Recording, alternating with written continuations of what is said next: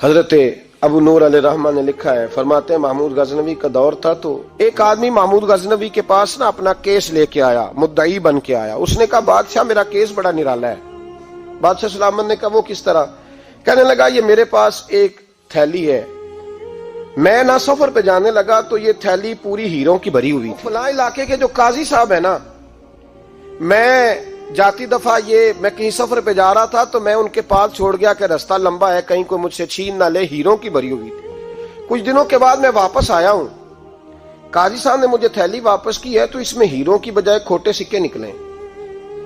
اب میں نے قاضی صاحب سے کہا ہے تو قاضی صاحب تو میرے گریبان تک آتے ہیں، وہ کہتے ہیں بتا کہیں سے پھٹی ہے، کھلی ہے؟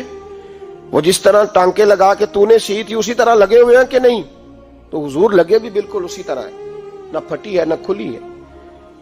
اب میں لٹ گیا ہوں، میری کل عمر کی کمائی ضائع ہو گئی، کھوٹے سکے کہاں اور ہیرے کہاں؟ تو مہربانی کریں اور آپ کی بارگاہ میں اللہ رسول کے نام پر حلف دیتا ہوں کہ میں ہوں بالکل سچا۔ محمود غزنوی کہنے لگے تو جا، تھیلی چھوڑ جا، اور جب میں تجھے بلاؤں گا پھر دوبارہ آنا۔ وہ شخص چلا گیا۔ محمود غزنوی اٹھے، دربار برخاست کیا، لوگوں سے کہنے لگے چلے جاؤ، میں 3 دن کے لیے سیر کرنے جا رہا ہوں، 3 دن کے بعد لوٹوں گا۔ اکیلے جب رہ گئے نا محمود دربار میں تو محبوب نے چھری منگائی، وہ جس تخت پہ بیٹھتے تھے وہاں گدا بچھا ہوا تھا، یہ گدا پڑا ہے نا، وہ گدا بچھا ہوا تھا۔ محمود نے چھری کے ساتھ اس کو پھاڑ ڈالا اور چھری جیب میں رکھی نکل گئے۔ کہنے لگے میرے بعد کوئی میرے دربار والے احاطے میں داخل نہ ہو۔ محمود چلے گئے۔ اب وہ صفائی کرنے والا جب آیا نا، اس نے آ کے دیکھا تو گدا تو پھٹا ہوا ہے۔ اس نے شور ڈال دیا، پہرے دار بھی آ گئے، فلاں صاحب بھی آ گئے، فلاں صاحب۔ اس نے کہا او خدا کے بندو، اس کا گدا پھٹ گیا ہے، وہ تو مار ڈالے گا۔ اس نے کہا تھا سوائے صفائی اور نگرانی والے کے دوسرا آئے کوئی نہ، اور یہاں آیا بھی کوئی نہیں، پہلے دن ہی پھٹا ہوا ہے تو لٹکا دے گا سب کو، کیا کریں؟ شور ہو گیا، سارے دربار کے ملازمین اکٹھے ہو گئے۔ ایک بندہ بولا، کہنے لگا فکر نہ کرو، میں کیسے بندے کو جانتا ہوں، اس طرح سیے گا کہ جس نے پھاڑا ہوگا اسے بھی پتہ نہیں چلے گا کہاں سے پھٹا تھا، ایسا بہترین رفو کرے گا کہ پتہ بھی۔ اس نے کہا یار ہم سارے 1 مہینے کی تنخواہ دیتے ہیں، تو بندہ بلا۔ وہ بلا لیا اس کو، اس کا نام محمد رفو گر تھا۔ وہ آیا، اس کو گدا دکھایا، اس کا یار اس طرح سینا پتہ نہ چلے۔ اس نے کہا فکر ہی نہ کرو، میں بڑا کاریگر ہوں۔ بڑے بڑے کاریگر لوگ نہیں ہمارے ملک میں پائے جاتے، کوئی نشان چھوڑتے ہیں پیچھے؟ بڑے کاریگر یا پیسے ہونے چاہیے، بڑے بڑے کاریگر بندے۔ آپ یقین کریں ایسا فلسفہ، یہ عمرہ عبادت ہے نا، سرکار دو عالم صلی اللہ علیہ وسلم کی بارگاہ کی حاضری بڑی نعمت ہے نا۔ تو سعودی گورنمنٹ نے پابندی لگا دی، خیر ان کی بھی زیادتی ہے، اس طرح کی پابندیاں شریعت اسلامیہ میں جائز نہیں۔ اللہ کے گھر مسلمان جب چاہے جا سکتا ہے، لیکن وہ کہتے ہیں جی 2000 ریال دے جس نے 2 سال بعد بھی آنا ہے۔ انہوں نے پابندی لگائی تو ہمارے ایجنٹوں نے بھی کئی خاص ٹریننگ حاصل کی ہوئی ہے، پتہ نہیں کہاں سے سیکھ کے آئے، انہوں نے بھی رستہ نکال لیا۔ ایک سال سے میں نے کہا کہ جناب وہ 2000 ریال لگ گیا تو کیا کرنا ہے؟ کہنے کوئی مسئلہ نہیں، پاسپورٹ نواں بنوا لو، گنجائش ہے، یعنی ہر شے کا حل ہے۔ اور میں نے کہا یار اب عمرہ کرنے جاتے وقت بھی بندہ دھوکہ دے کے جائے، اللہ کے گھر جاتے وقت بھی اس طرح کی حرکت کرے، کیا حال ہو گیا؟ ہر چیز کا لوگوں نے حل نکال لیا، ہر چیز کا لوگوں نے سٹائل بنا لی۔ ایسا نہ کریں، یہ درست نہیں۔ احمد رفو گر کہنے لگا اس طرح سیوں گا کہ پھاڑنے والے کو بھی پتہ نہیں۔ ان کا پیسے لے یار تو سی دے۔ اس نے سی دی، اگلے شام ہی لا کے بچھا دیا گدا۔ تیسرے دن بادشاہ سلامت آئے، آ کے پہلی نظر گدے پہ ڈالی، اس نے بلایا سب ملازمین کو، کہا کس نے سیا ہے؟ کہا جناب کیا ہوا؟ کہا یہ پھٹا ہوا تھا۔ کس نے؟ کہا نہیں پھٹا ہی نہیں۔ وہ کہنے لگے بنو بات، میں خود پھاڑ کے گیا تھا، تو بتاؤ صحیح سیا کس نے ہے؟ کہا جناب آپ پھاڑ کے گئے تھے تو بتایا کیوں نہیں؟ فرمانے لگے اسی لیے تو بتایا نہیں تھا کہ تم خود تحقیق کر لو، بلاؤ بتاؤ سیا کس نے۔ تو بلا لیا، احمد رفو گر آ گیا۔ اس کو جب بلا کے سامنے بادشاہ کھڑا کیا، کہا بھئی تو نے سیا ہے؟ کہنے لگا حضور آپ کے سارے ملازم کٹھے ہو کے آئے تھے، میری غلطی کوئی نہیں۔ کہا نہیں یار تو بڑا کاریگر ہے، میں نے اپنے ہاتھ سے پھاڑا تھا پر مجھے بھی نہیں پتا چل رہا کہاں سے پھٹا تھا۔ اچھا یہ بتا یہ تھیلی جو ہے یہ بھی تو نے سی تھی؟ اس نے کہا جی آپ کے خادم کا ہی کارنامہ ہے، وہ فلانے علاقے کے قاضی صاحب آئے تھے، اس میں سے ہیرے نکال کے تو کھوٹے سکے بھرے تھے، تو مجھے بھی تھوڑا سا حصہ ملا تھا۔ محمود نے سارے گواہ بھی اکٹھے کر لیے، ثبوت بھی اکٹھے کر لیے۔ پھر قاضی کو بلایا، پہلے سارے ثبوت اور گواہ کیس حل کر لیا، پھر ہمارے ہاں یہ حال ہوتا ہے کہ مدعی 2-3 ہفتے کے بعد خود ہی ہاتھ باندھ جاتا ہے، کہنا تسی میری جان چھڈو، مجرم پھڑو پاوے نہ پھڑو، وہ کہتا ہے مجھے معافی دو، میں رہا۔ ظلم ہے نا، ظلم، یہ زیادتی ہے کہ جو بیچارہ اتنے سوال مجرم سے نہیں ہوتے جتنے مدعی سے ہوتے ہیں۔ اب یقین کریں اتنے سوالات ہوتے ہیں، بیچارہ ہف جاتا ہے۔ یہ طریقہ درست تو نہیں ہے کہ لٹ گیا اور دوسرا طرح طرح کے سوالوں کے جواب دیتا پھرے بیچارہ۔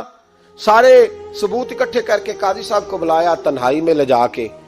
محمود غزنوی نے کہا قاضی صاحب آپ سے غلطی ہو گئی، غریب آدمی تھا، وہ لٹ گیا ہے، اس نے تو بڑی مشکل سے کچھ ہیرے جمع کیے تھے اور اس کی کل کائنات تھی، تو آپ اس کا مال اسے دے دیں، بات ختم۔ قاضی صاحب کہنے لگے آپ مجھ پہ الزام لگا رہے ہیں، سوال ہی نہیں پیدا ہوتا، آپ میری داڑھی دیکھیں، آپ میرا اعزاز دیکھیں، دنیا جانتی ہے میں اس کا۔ قاضی صاحب انسان بھول ہی جاتا ہے، بندہ بھول جاتا ہے، غلطی ہوگی، مال نے کہا نہیں سب کہا میں تنہائی میں پوچھ رہا ہوں، میں اس وقت پوچھ رہا ہوں جب دوسرا موجود کوئی نہیں، آج توبہ کر لے، میں کچھ نہیں کہوں گا، تو میری زبان پہ اعتبار کر، تجھے پتا ہے میں جو کہتا ہوں اس پہ عمل بھی کرتا ہوں، باز آ جا۔ پر قاضی نے کہا نہیں میری غلطی کوئی نہیں۔